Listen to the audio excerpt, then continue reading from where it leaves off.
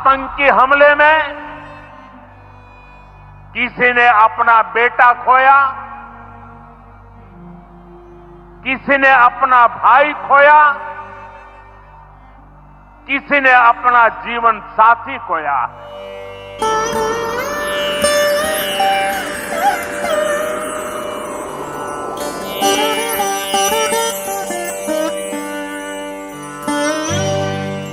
पाकिस्तान शुरूबा कैले मोदी जी तू खत्म कदा।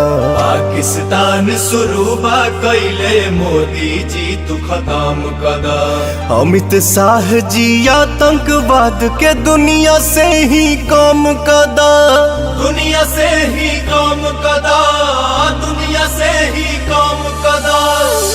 धरती माई के लागल मंगिया में आग हो,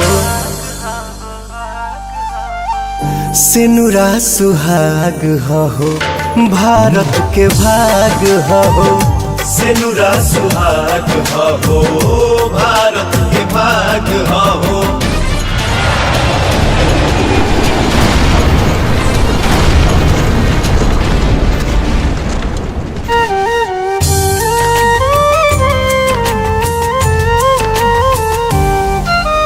देश ला जिए मारे वाला बाणे जवान बॉर्डर पर।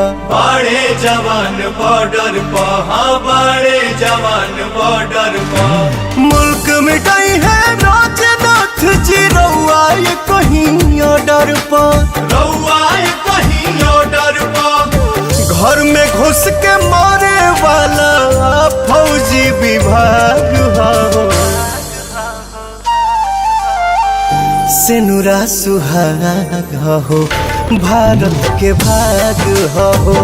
सिनुरा सुहाग हो, भारत के भाग हो। मैं बहुत स्पष्ट शब्दों में कहना चाहता हूं,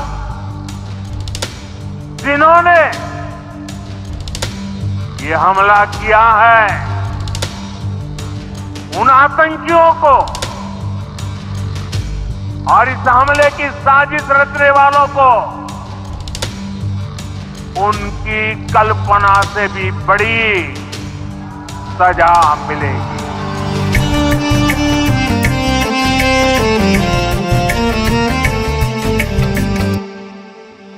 दंड दिया सन दुश्मन के हो, दौड़े भागे हाफे हो।